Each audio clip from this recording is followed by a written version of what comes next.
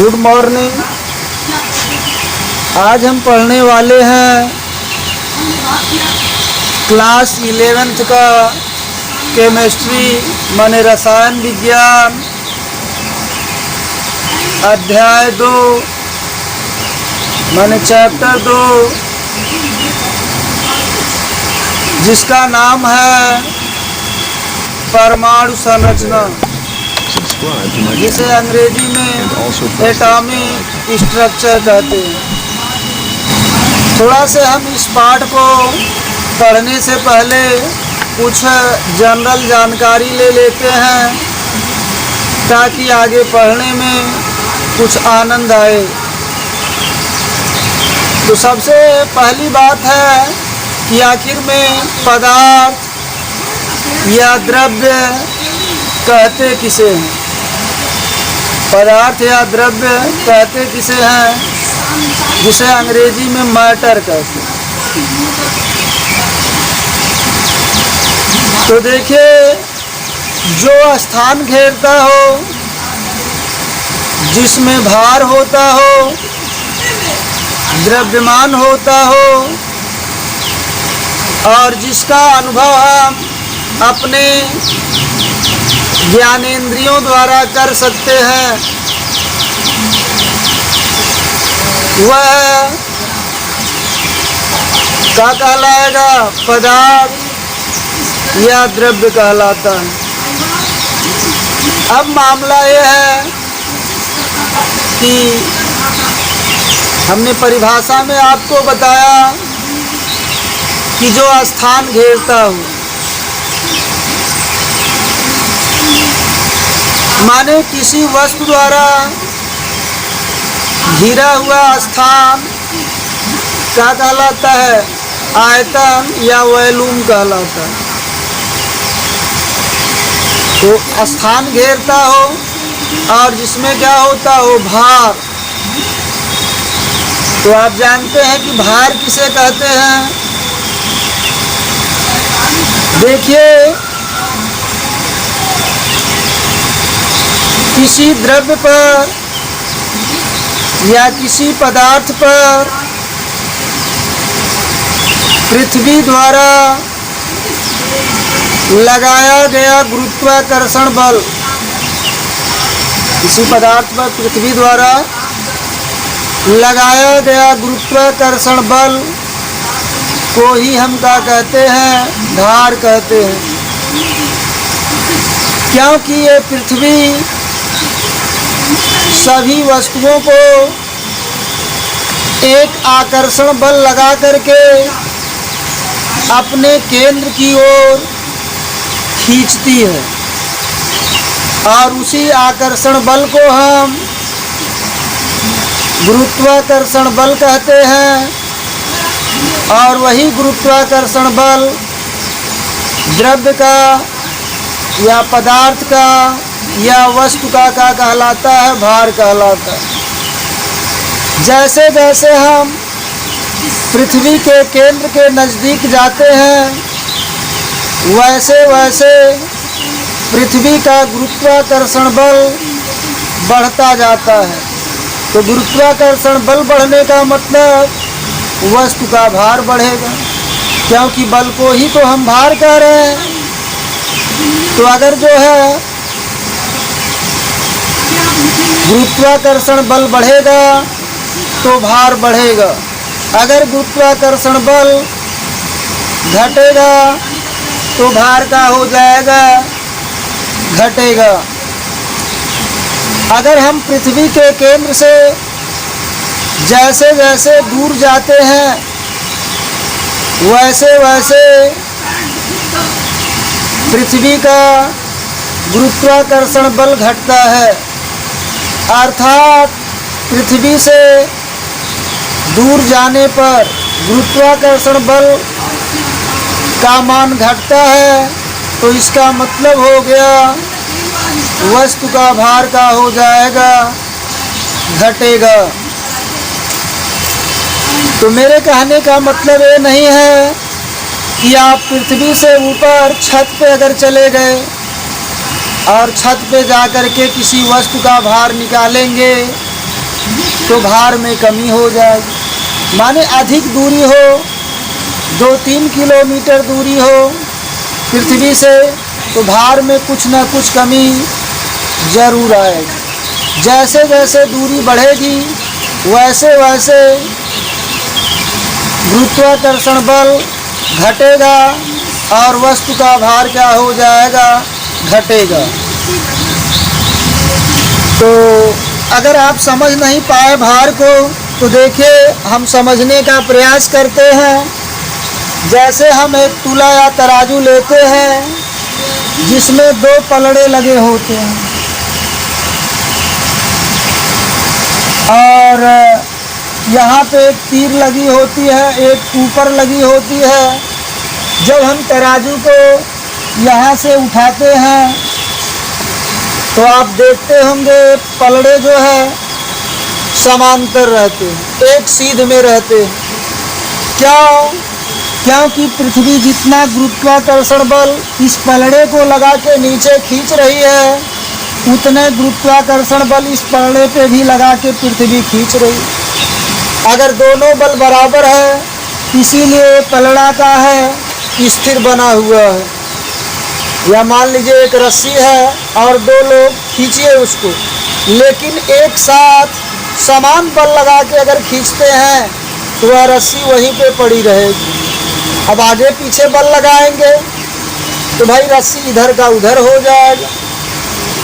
तो देखिए होता क्या है, जब कोई वस्तु हम इस पलड़े पर रखते हैं तो पृथ्वी का गुरुत्वाकर्षण बल इस पलड़े पर बढ़ जाता है, और जिसके कारण जब बल बढ़ेगा पृथ्वी इसे अपने ओर खींचेगी तो ये पलड़ा हमारा दब जाएगा, क्योंकि इस पर अधिक बल कार्य कर रहा है इसकी अपेक्षा। इस पर कम बल कार्य करेगा, इस पर अधिक, यह नीचे दबेगा और यह कहाँ चला जाएगा, ऊपर चला जाएगा।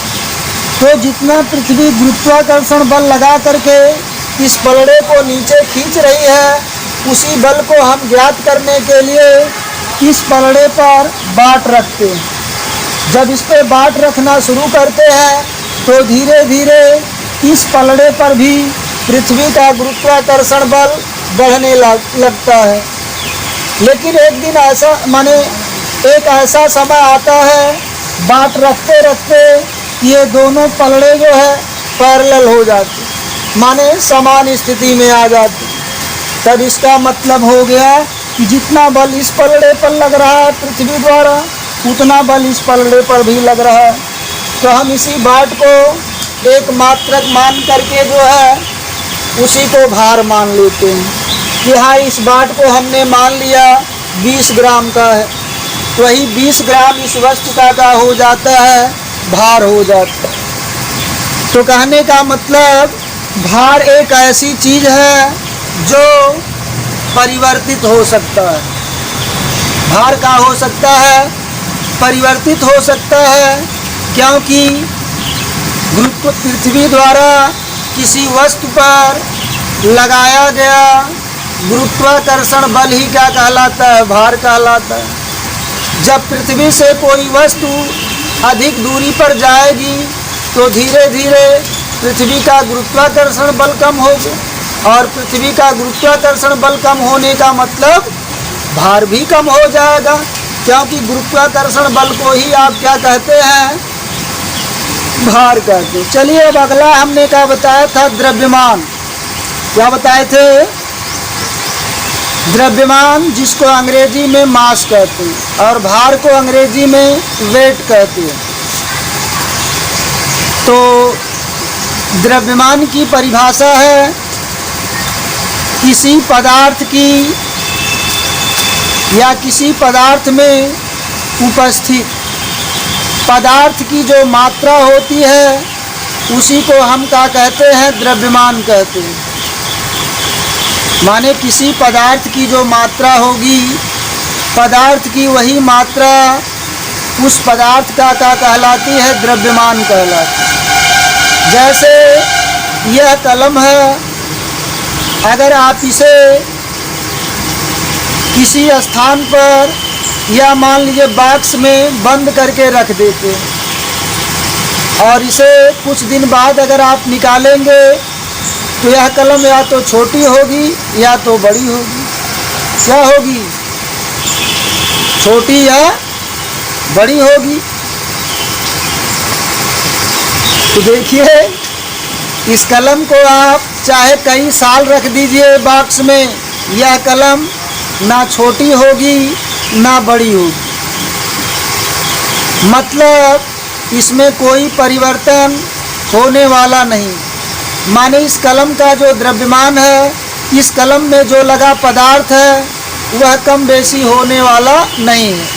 जब इस कलम का पदार्थ कम बेसी नहीं होगा तो इसका मतलब इस कलम का द्रव्यमान का हो गया, निश्चित हो गया। तो द्रव्यमान हमारा निश्चित होता है, जो परिवर्तित नहीं होता। इसके बाद हमने बताया कि जिसका अनुभव हम अपनी ज्ञानेंद्रियों द्वारा कर सकते हैं। तो हमारे पास हमारे समझ से 5 ज्ञानेंद्रियां हैं। जैसे आँख, आपको जो कुछ आँख से दिखाई देता है वह क्या कहलाएगा? पदार्थ या द्रव्य कहलाएगा। जो कुछ भी आप आँख से देख लेते हैं, आपको जो कुछ दिखाई देगा वह क्या होगा? पदार्थ या द्रव्य होगा। दूसरी ज्ञानेंद्रिय है आँख के बाद कान। अगर आपको कान का काम क्या है? ध्वनि सुनने का। अगर कोई ध्वनि आपके कान में सुनाई दिया तो आप समझ जाएंगे वह ध्वनि किसी पदार्थ की होगी। वह ध्वनि क्या होगी? किसी पदार्थ की होगी। तो आँख, कान और तीसरा हमारा क्या है ज्ञानेंद्रिय? नाक। नाक का काम सूंघने का है। अगर आपको कोई महक पता लगती है तो आप तुरंत समझ जाइए कि आपके नाक में कोई पदार्थ घुस गया है। माने जो महक आपको मिल रही है वह महक किसी पदार्थ की है। तो आँख हो गया, कान, नाक, जीभ। अगर कोई चीज़ या कोई पदार्थ अगर आपके जीभ पर आता है तो आपको स्वाद कुछ न कुछ उसका मिलेगा। तो समझ जाइए कि अगर आपको अगर स्वाद मिला तो इसका मतलब है कि आपके जीभ पर कोई पदार्थ आ गया है। इसलिए आपको स्वाद का अनुभव होता है। स्वाद का अनुभव होने का मतलब है कि आपके जीभ पर कोई पदार्थ आ चुका है। तो आँख, कान, नाक, जीभ। और 5वां ज्ञानेंद्रिय है त्वचा। त्वचा माने चमड़ा। जैसे आपके चमड़े पर जैसे आपके माने आप अपनी त्वचा के द्वारा हवा का अनुभव करते। क्या आप हवा देखते हैं? हवा का अनुभव हम अपनी त्वचाओं से करते हैं। तो इसका मतलब हवा का हो गया? द्रव्य हो गया, पदार्थ हो गया। तो आप समझ गए कि जो स्थान घेरता हो, जिसमें भार होता हो, द्रव्यमान होता हो, जिसका अनुभव हम अपने ज्ञानेंद्रियों द्वारा कर सकते हैं, वह क्या कहलाएगा? पदार्थ कहलाएगा। अब देखिए, पदार्थ का विभाजन 2 भागों में किया गया। पदार्थ का विभाजन कई भागों में किया गया है? 2 भागों में किया गया है। एक होता है शुद्ध पदार्थ, जिसको हम प्योर मैटर या प्योर सब्सटेंस कहते हैं। दूसरा होता है अशुद्ध पदार्थ, जिसे हम इम्प्योर सब्सटेंस या इम्प्योर मैटर, या उसी को हम मिक्सचर माने मिश्रण कहते हैं। तो अशुद्ध पदार्थ या मिश्रण हम माने इम्प्योर सब्सटेंस और मिक्सचर। और पहला का बताया गया शुद्ध पदार्थ या इंग्लिश में उसे कहते हैं प्योर सब्सटेंस। तो देखिए जो है अशुद्ध पदार्थ और शुद्ध पदार्थ में अंतर क्या होता है। जो शुद्ध पदार्थ होता है वह एक ही प्रकार के अणुओं से या अलग अलग प्रकार के परमाणुओं से मिलकर बना होता है।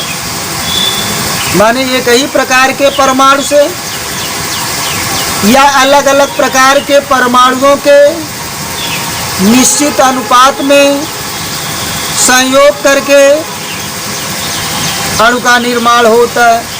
माने आप कह सकते हैं एक ही प्रकार के परमाणु से बना होगा या एक ही प्रकार के अणु से बना हो। माने एक ही प्रकार के परमाणु या अणु, एक ही प्रकार के परमाणु या अणु से बने हुए पदार्थ को हम क्या कहते हैं, शुद्ध पदार्थ कहते हैं। एक ही प्रकार के परमाणु या एक ही प्रकार के अणुओं से बना पदार्थ शुद्ध पदार्थ कहलाता है। देखिए जो है अशुद्ध पदार्थ माने इम्प्योर सब्सटेंस किसे कहते हैं, अलग अलग प्रकार के परमाणुओं या अलग अलग प्रकार के अणुओं से बना हुआ पदार्थ क्या कहलाएगा, अशुद्ध पदार्थ कहलाएगा। चलिए हम शुद्ध पदार्थ का कुछ एग्जाम्पल जानने का प्रयास करते हैं। जैसे हम बात कर लेते हैं पानी की। कौन पानी? जो हम डेली यूज करते हैं उस पानी की बात नहीं कर रहे हैं, क्योंकि जो पानी हम डेली यूज करते हैं उसमें तमाम प्रकार के अणु मिले होते हैं। माने उसमें एक ही प्रकार के अणु सम्मिलित नहीं होते। जो पानी हम पीते हैं या जो आरओ का पानी आप लेते हैं उसमें तमाम प्रकार के अणु उपस्थित होते हैं और वे अणु हमारे शरीर के लिए लाभप्रद होते हैं। तो कहने का मतलब हम शुद्ध पानी की बात कर रहे हैं जिसका फार्मूला होता है H2O, जिसमें केवल एक ही प्रकार के अणु होंगे H2O। तो अगर शुद्ध पानी है तो शुद्ध पानी में एक ही प्रकार के अणु होंगे H2O, माने 2 हाइड्रोजन परमाणु और 1 ऑक्सीजन परमाणु 2:1 के अनुपात में जो है क्रिया करके उस अणु का निर्माण करते हैं। माने जो जल का अणु होता है उसमें 2 हाइड्रोजन परमाणु और 1 ऑक्सीजन परमाणु मिल करके जल के एक अणु का निर्माण करते हैं। देखिए ये बात आप किसी देहात में रहने वाले व्यक्ति से या ना पढ़ने वाले व्यक्ति से मत कीजिएगा, नहीं तो कहेंगे कि आरओ का पानी शुद्ध होता है। हम उस शुद्धता की बात नहीं कर रहे हैं। आरओ का पानी शुद्ध होने का मतलब यही है कि जो जल में मिली हुई ऐसी अशुद्धियाँ जो हमारे शरीर को नुकसान पहुंचाती थी, आरओ उसी अशुद्धियों को हटा देता है। लेकिन जो अशुद्धियां हमारे शरीर को लाभ पहुंचाती हैं उन अशुद्धियों को वह नहीं हटाता है और वह हमारे शरीर के लिए क्या होगा, फायदेमंद होगा। तो उस तरह आप ना समझिए शुद्ध जल की हम बात कर रहे हैं, इस अशुद्ध जल की बात नहीं कर रहे हैं। तो चलिए जो है, जैसे आप बात कर लीजिए लोहे की। लोहा में एक ही प्रकार के परमाणु, लोहे को आयरन अंग्रेजी में कहते हैं, जिसका संकेत है Fe। तो इसका लैटिन नाम है फेरम। लोहे का लैटिन नाम क्या है? फेरम है। तो उसमें एक ही प्रकार के परमाणु उपस्थित होगी, तो लोहा क्या कहलाएगा? शुद्ध पदार्थ कहलाएगा। हम बात कर लेते हैं हाइड्रोजन गैस की, जिसमें एक ही प्रकार के हाइड्रोजन अणु होते हैं। हाइड्रोजन का एक अणु बनने में हाइड्रोजन के 2 परमाणु भाग लेते हैं और वे आपस में क्रिया करके हाइड्रोजन के अणु का निर्माण करते हैं। तो जैसे आपका हाइड्रोजन हो गया, ऑक्सीजन हो गया, पानी हो गया, लोहा हो गया, चांदी हो गया, सोना हो गया, ये सभी क्या है? शुद्ध पदार्थ हैं। लेकिन एक बात आप अवश्य ध्यान देंगे कि कोई भी पदार्थ 100% शुद्ध नहीं होता। कोई भी पदार्थ 100% शुद्ध नहीं होता है। उसमें अशुद्धियाँ 0.0000001 की अवश्य होगी। तो माने कुछ न कुछ अशुद्धियाँ उसमें रहती हैं। जैसे कहने का मतलब है, अच्छाई और बुराई ये किसी से हटने वाली नहीं है। कोई व्यक्ति, या जैसे हम भगवान की ही बात कर लेते हैं, तो उनमें भी 100% अच्छाई नहीं होती। अगर बुराई की कुछ मात्रा उसमें जरूर सम्मिलित रहेगी, चाहे वह बहुत ही कम हो, माने 0.00001 मान ली, इतना बुराई उसमें अवश्य होगी। तो वही बहाल पदार्थ की है। कोई भी पदार्थ 100% शुद्ध होता नहीं है, लेकिन हम मान कर चलते हैं कि पदार्थ 100% शुद्ध है। अब आ जाते हैं अशुद्ध पदार्थ की। अशुद्ध पदार्थ का मतलब हो गया जिसमें अलग अलग प्रकार के परमाणु या अणु क्या हो, सम्मिलित हो, तो वे क्या कहलाएंगे? अशुद्ध पदार्थ कहलाएंगे। जैसे आप कह सकते हैं हाइड्रोजन और ऑक्सीजन दोनों गैसों को मिला दिया जाए तो जो पदार्थ हमें प्राप्त होगा वह अशुद्ध पदार्थ होगा। क्योंकि अशुद्ध पदार्थ में जितने भी पदार्थ मिले होते हैं उनके गुण उसमें उपस्थित रहते हैं। जैसे पानी और चीनी का मिक्सचर, पानी और चीनी मिला दिया जाए तो जो पदार्थ बनेगा वह अशुद्ध पदार्थ होगा, जिसे हम रस कहते हैं, या साइंस की भाषा में हम उसे विलयन या अंग्रेजी में सॉल्यूशन कहते हैं। तो उस विलयन या सॉल्यूशन में जल का भी गुण सम्मिलित रहेगा और चीनी का भी गुण सम्मिलित रहेगा। माने अशुद्ध पदार्थ में एक से अधिक पदार्थ का होते हैं या एक से अधिक प्रकार के अणु क्या होते हैं, मिले हुए, तो वह पदार्थ क्या कहलाएगा? अशुद्ध कहलाएगा। माने इम्प्योर सब्सटेंस कहलाएगा। तो आप अशुद्ध पदार्थ का एग्जाम्पल तमाम दे सकते हैं, जैसे कंकड़ और बालू का मिक्सचर, चीनी नमक का मिक्सचर, सरसों गेहूं का मिक्सचर। माने सरसों गेहूं मिला दिया जाए तो वह कैसा पदार्थ हो जाएगा? अशुद्ध पदार्थ हो जाएगा। तो अब आ जाते हैं शुद्ध पदार्थ पे, प्योर सब्सटेंस पे। देखिए, शुद्ध पदार्थों को 2 भागों में बांटा गया है।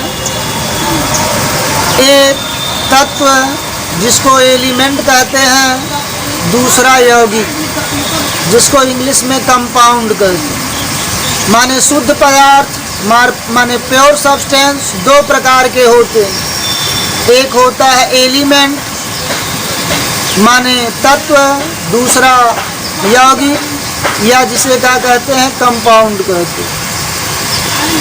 और उसी प्रकार अशुद्ध पदार्थ भी दो प्रकार के होते हैं। जैसे शुद्ध पदार्थ दो प्रकार के, उसी तरह जो है अशुद्ध पदार्थ भी कई प्रकार के होते हैं, दो प्रकार के होते हैं। एक सामांगी मिश्रण, मिश्रण का मतलब अशुद्ध पदार्थ। एक होता है सामांगी मिश्रण जिसको अंग्रेजी में होमोजीनियस मिक्सचर कहते हैं। दूसरा होता है विषमांगी मिश्रण जिसको हम हेट्रोजीनियस मिक्सचर कहते हैं। तो होमोजीनियस माने सामांगी, सामांगी का मतलब कोई पदार्थ एक जैसा दिखाई दे। जैसे अगर चीनी और नमक का पाउडर मिला लिया जाए तो वह एक ही जैसा दिखाई देगा। आप उसे देखकर पहचान नहीं पाएंगे कि वह चीनी है कि नमक है जब तक कि उसका टेस्ट ना किया जाए। पानी और नमक का मिक्सचर, पानी और नमक आप मिला लीजिए तो वह जो मिक्सचर हमें प्राप्त होगा वह पानी जैसा ही दिखेगा, माने एक ही रंग का दिखेगा, पानी जैसा दिखेगा। तो वह सामांगी मिश्रण होगा। जैसे पानी में आप कोई कलर मिला दीजिए तो जिस रंग का कलर होगा उसी कलर का पानी दिखेगा, तो वह एक सामांगी मिक्सचर हो गया। विषमांगी का मतलब होता है जिसमें पदार्थ अलग अलग दिखाई दे। जैसे गेहूं और सरसों मिला लीजिए तो गेहूं आपको अलग रंग का दिखेगा, सरसों के कण अलग रंग के दिखे, तो उसमें जो आप मिलाए हैं वे अलग अलग दिख रहे हैं। तो जब वे अलग अलग दिखाई देंगे तो इसका मतलब वो विषमांगी हो गए। और सामांगी का मतलब जो एक ही रंग के दिखे वो सामांगी हो गए। तो जिसमें हम अब ज़्यादा चर्चा ना करके हम केवल तत्व पर चर्चा करते हैं, एलिमेंट पर चर्चा करते हैं। हम जानना चाहते हैं कि तत्व कहते किसे, तत्व किसे कहते हैं। तो आप कह सकते हैं समान प्रकार के परमाणुओं या समान प्रकार के परमाणुओं से बने अणुओं, समान प्रकार के परमाणुओं या समान प्रकार के परमाणुओं से बने अणुओं से बना पदार्थ, से बना पदार्थ क्या कहलाता है, तत्व या एलिमेंट कहलाए। एग्जाम्पल हम देख लेते हैं। जैसे लोहे की बात करते हैं तो लोहे में एक ही प्रकार के परमाणु पाए जाते हैं, लोहे के परमाणु। हम बात कर लेते हैं ऑक्सीजन की। ऑक्सीजन भी क्या है, एक तत्व है जिसमें अणु पाए जाते हैं, लेकिन ऑक्सीजन के अणु जो है दो ऑक्सीजन परमाणुओं से मिलकर बने हुए, तो दोनों ऑक्सीजन परमाणु होते हैं, माने परमाणु समान होते हैं तब वे अणु बनाते हैं। और ऑक्सीजन जो है तत्व कहलाता है। तो आप कह सकते हैं तत्व ऐसा पदार्थ होता है जिसमें एक ही प्रकार के परमाणु या एक ही प्रकार के परमाणुओं से बने अणु उपस्थित होते हैं। एग्जाम्पल आपका लोहा होगी, जिसमें एक ही प्रकार के परमाणु होते। चांदी हो गया, एक ही प्रकार के परमाणु उसमें होते हैं। सोना हो गया, जिसको हम स्वर्ण या गोल्ड कहते हैं, उसमें भी एक ही प्रकार के परमाणु होते हैं। ऑक्सीजन, जिसमें दो समान प्रकार के ऑक्सीजन परमाणु मिल करके ऑक्सीजन अणु बनाते हैं और वे ऑक्सीजन अणु ऑक्सीजन पदार्थ बनाते हैं। हाइड्रोजन की बात कर लेते हैं तो दो समान प्रकार के हाइड्रोजन परमाणु आपस में मिल करके हाइड्रोजन का अणु बनाते हैं और हाइड्रोजन का अणु हाइड्रोजन गैस बनाता है। क्लोरीन की बात कर लिया जाए तो क्लोरीन के समान प्रकार के दो परमाणु आपस में मिल करके क्लोरीन का अणु बनाते हैं और क्लोरीन अणु जो है क्लोरीन पदार्थ बनाता है। तो बात हम किसकी की कर रहे हैं? तत्व की। तो आप समझ गए होंगे तत्व। अब देखिए जो है, हमने बताया कि परमाणु और अणु की बात की, तो हमें पहले जानना होगा कि आखिर में परमाणु कहते किसे, परमाणु कहते किसे हैं। तो देखिए, केमिस्ट्री है।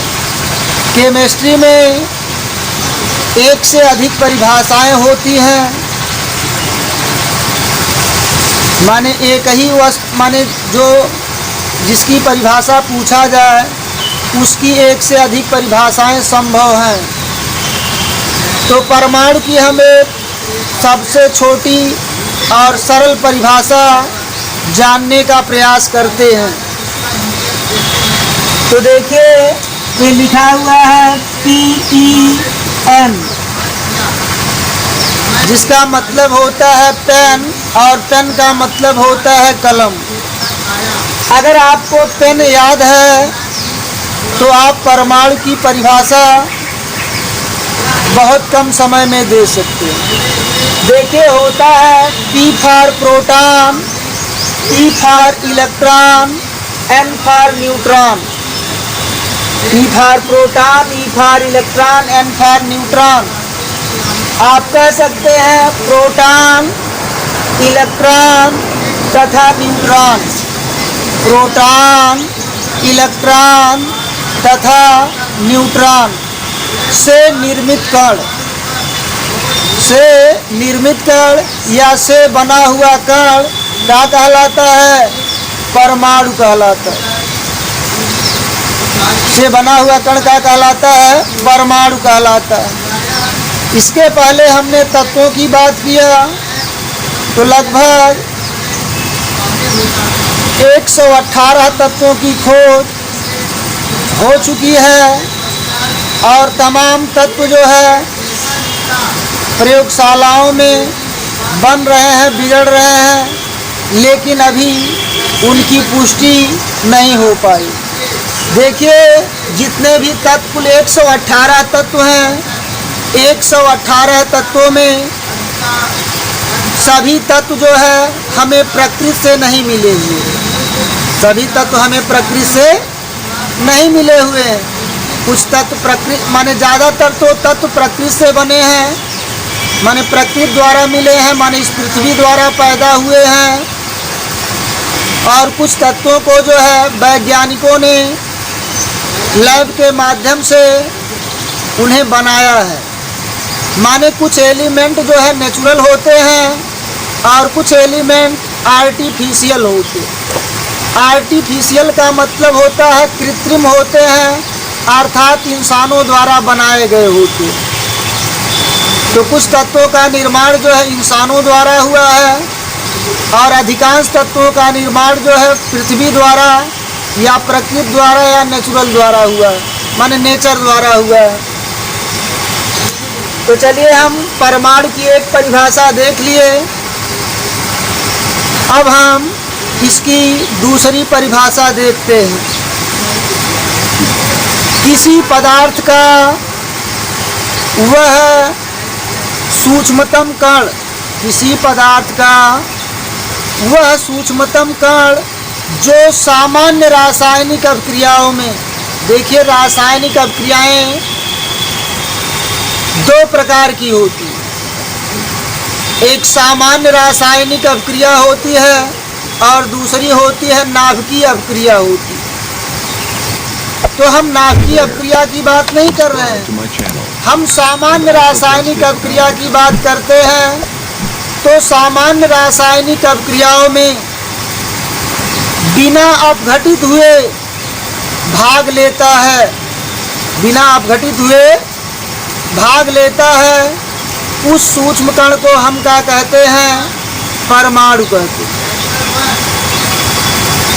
माने किसी, या फिर से एक बार समझ लेंगे, किसी तत्व का वह सूक्ष्मतम कण, किसी तत्व का वह सूक्ष्मतम कण जो सामान्य रासायनिक अभिक्रियाओं में बिना अपघटित हुए, माने बिना टूटे हुए भाग लेता है, उस सूक्ष्मतम कण को हम क्या कहते हैं? परमाणु कहते हैं। देखिए 118 तत्वों की खोज हुई है। इन तत्वों में सबसे छोटा या सबसे हल्का परमाणु हाइड्रोजन का होता है। सबसे हल्का परमाणु किसका होता है? हाइड्रोजन का। सबसे हल्का और सबसे छोटा परमाणु किसका होता है? हाइड्रोजन का होता है। तो चलिए परमाणु के बारे में थोड़ा और हम जानने का प्रयास करते हैं। चलिए परमाणु संरचना के बारे में हम अगले लेक्चर में देखेंगे।